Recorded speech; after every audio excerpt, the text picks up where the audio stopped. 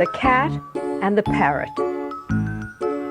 Once there was a cat and a parrot, and they had agreed to ask each other to dinner, turn and turn about. First the cat should ask the parrot, and then the parrot should invite the cat, and so on. It was the cat's turn first. Now the cat was very mean. He provided nothing at all for dinner except a pint of milk, a little slice of fish, and a biscuit. The parrot was too polite to complain, but he didn't have a very good time.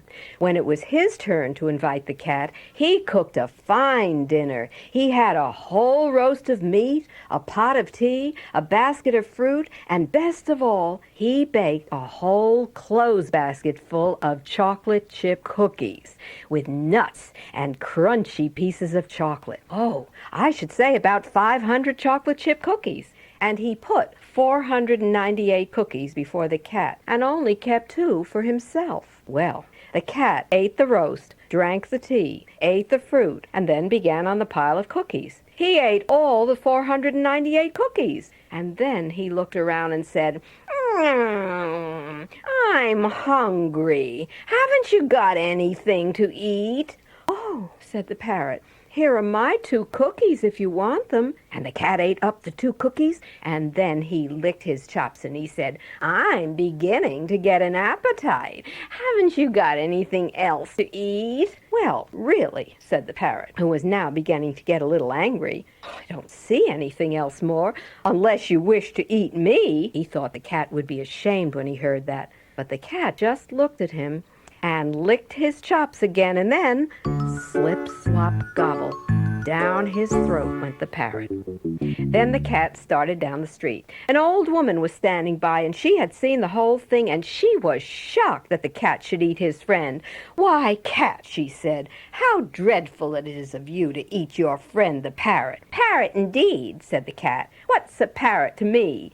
I've got a great mind to eat you, too. And before you could turn around, slip, slop, gobble, down went the old woman. The cat started walking down the road again, slowly because he felt so fine. Pretty soon he met a man driving a donkey. The man was beating the donkey to hurry him up, and when he saw the cat, he said, get out of my way, cat. I'm in a hurry, and my donkey might tread on you. Donkey, indeed, said the cat. Much I care for a donkey. I've eaten 500 chocolate chip cookies. I've eaten my friend the parrot. I've eaten an old woman, and I'm going to eat you, too. And slip, slop, gobble, down went the old man and the donkey. Then the cat was walking down the road jauntily. After a little while, he met a procession coming his way. The king was at the head, walking proudly with his new bride. Behind him were his soldiers marching, and behind them, hundreds of elephants walking 2 by 2. The king felt very kind to everybody because he'd just been married. So he said to the cat, please get out of my way, cat. My elephants might hurt you. Hurt me, said the cat, shaking his fat sides. I've eaten 500 chocolate chip cookies, my friend the parrot, an old woman, a man and a donkey. What's to hinder me eating a king? And slip, slop, gobble.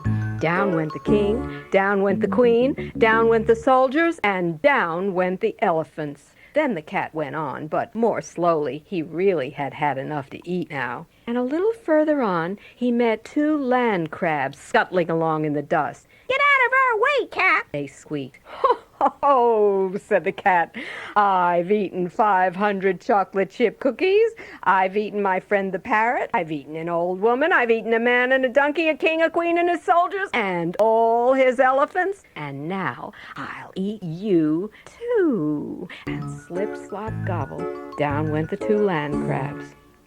Well, when the land crabs got down inside, they began to look around. It was dark, it was damp, and it was crowded. But they could see the poor king sitting in a corner with his bride. She had fainted. Near them were the soldiers treading on each other's toes, and the elephants still trying to stand in twos. They couldn't because there wasn't enough room. In the opposite corner stood the old woman, and near them the man and his donkey. But in the other corner was the great pile of cookies, and by them perched the parrot and his feathers were all drooping. "Let's get to work," said the land crabs. And snip-snap, they began to make a hole in the side of the cat with their sharp claws. Snip-snap, until it was big enough to get through. Then out they scuttled. Then out walked the king, carrying his bride. Out marched the soldiers. Out came the old man, still beating his donkey. Out walked the old woman, scolding the cat. And last of all, out hopped the parrot, a cookie in each claw. You remember, 2 cookies were all he had wanted.